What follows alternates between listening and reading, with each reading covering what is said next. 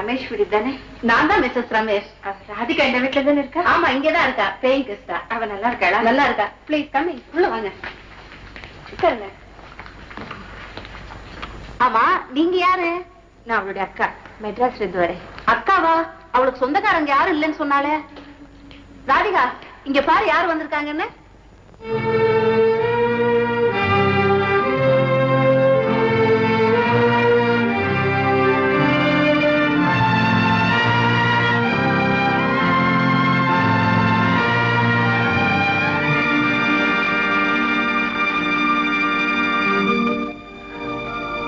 அக்காவா? இவங்க யாருன்னு எனக்கு தெரியாது. என்னம்மா அது? என் சிஸ்டர் பேரும் ராதிகா தான். நான் அவ்வளவுதான் தேடிக்கிட்டு வந்தேன். இவங்க பேரும் ராதிகாங்கிறதுனால குழப்பம் வந்துருச்சு.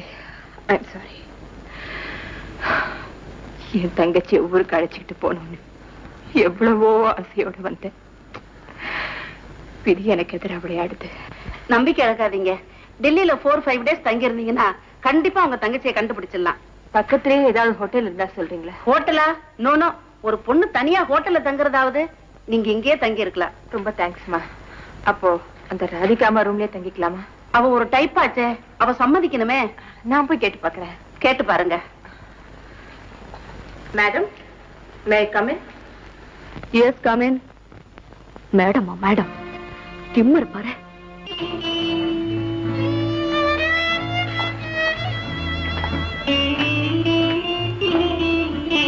ராதிகா, உன் தர்ம சங்கடம் எனக்கு புரியுது. எங்க உறவு உனக்கு தேவையில்லாம இருக்கலாம். ஆனா எங்களுக்கு இருக்கிற ஒரே உறவு நீதாண்டி. என்ன நீ எவ்வளவுதான் வெறுத்து ஒதுக்கினாலும் செக்கு மாடு மாதிரி உன்னையே சுத்தி சுத்தி வந்தவன். என்ன பூனை பூனைன்னு பட்ட பேர் வச்சு கூப்பிடுவே, அது எல்லாம் சங்கீதம் நினைச்சு கேட்டு ரசிச்ச வெடினா உரிமையோடு என்ன திட்ட என் தங்கச்சி இல்லாம அந்த வீடே சூன்யமா இருக்கு. அந்த வெறுமையை தாங்கிக்க முடியாமதான் 1500 மைல் தாண்டி உன்னை பார்க்க வந்திருக்கேன்டி. ராதிகா, ஒரு 2 நாள் உன் கூட தங்கி உன்னை பார்த்துக்கிட்டே இருக்கணும்னு ஆசைப்படுறேன்டி. மறக்காத பிளீஸ். அதான் உபதிரம் கொடுக்கறதுக்குன்னு ரயில் ஏறி வந்துட்டியா? 2 நாள் இருந்து தொலை. அதுக்கு மேல உறவை சொல்லி உருக ஆரம்பிச்சா நான் இந்த ஊரை விட்டு ஓடி போயிடுறேன். அம்மா அப்பா எல்லாம் நல்லா இருக்காங்களா?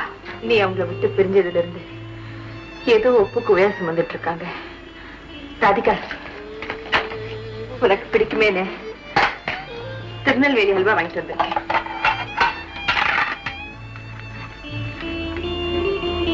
சாப்பிடு.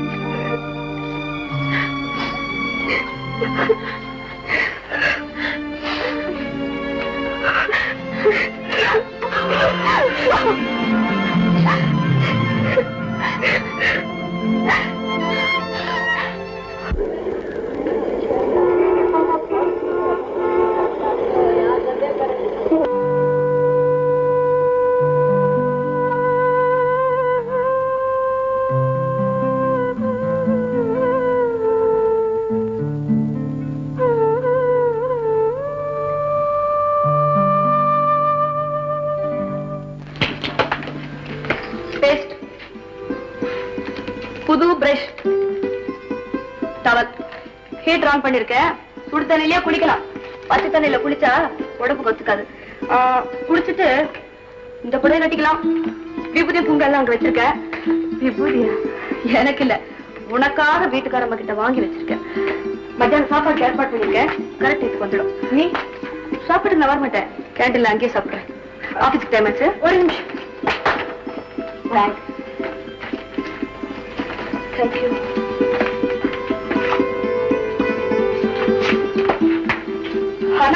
ஜன்னல் ஓரத்துல நிக்க கூடாது.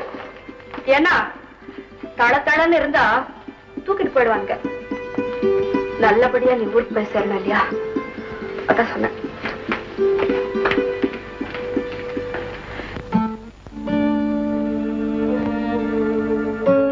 மேடம் மேடம், ஏன் ஒரு மாதிரியா இருக்கீங்க? உடம்பு சரியில்லையா? மனசுதான் சரியில்லை. ரொம்ப நாளைக்கு பிறகு எங்க அக்கா ஊர்ல இருந்து வந்திருக்கா. அவகிட்ட பிரியமா நடந்துக்காம கடுமையா நடந்துக்கிட்டேன். ஆபீஸ் முடிஞ்ச உடனே அக்காவை பார்க்கத்தானே போறீங்க. அப்ப அவங்க சந்தோஷப்படுற அளவுக்கு நடந்துக்கங்க. எப்படி குழந்தைய பிரிஞ்ச தாய் மாதிரி தவிக்கிறீங்க?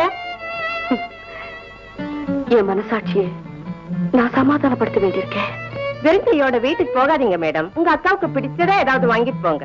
ஆமா, வாய்க்கு ருசியா அவ இதுவரைக்கும் எதுவுமே சாப்பிட்டதில்லை. எப்பவுமே பழைய சோறுதான். பாவம், குலாப் ஜாமுனா அவளுக்கு ரொம்ப பிடிக்கும். கண்டிப்பா வாங்கிட்டு போய் கொடுக்கணும். சுகுணா, ராதிகாவுக்கு போன் வந்திருக்கு. ஹலோ, யார் பேசுறது? ஹலோ, ராதிகாவா? நான் உன்னை தேடிக்கிட்டு ஆபீஸுக்கு போனேன், நீ அங்க இல்ல. இத பாரு, நீ இதுவரை பார்க்காத இன்பகரமான இடங்கள்லாம் இந்த டெல்லியில நிறைய இருக்கு. நீ ரெடியாரு, நான் வந்து அழைச்சிட்டு போறேன். மூர்த்தி, உங்க பேச்சு கேட்டு கேட்டுதான் ராதிகா தனி மரமா நிக்கிறா. இன்னும் அவளை எங்க கொண்டு போய் நிறுத்த போறீங்க? யார் பேசுறது? நான் சுகுணா பேசுறேன். சுகுணாவா? நீ எப்ப வந்த? நேத்துதான் வந்தேன். ராதிகா டெல்லியில இருக்கான்னு எங்க கிட்ட சொல்லவே இல்லையே, என்ன காரணம்? நீ அங்கே இரு, நான் நேரம் வந்து பேசுறேன். வர வேண்டிய அவசியம் இல்ல. சுகுணா வந்திருக்கா. அவளுக்கு காதலின் சிதமான தாஜ்மஹாலை காட்டணும். செங்கோட்டைக்கு அழைச்சிட்டு போகணும். என் கனவு கன்னியோட இந்த டெல்லி பூரா சுத்தி பார்க்கணும். மூர்த்தி,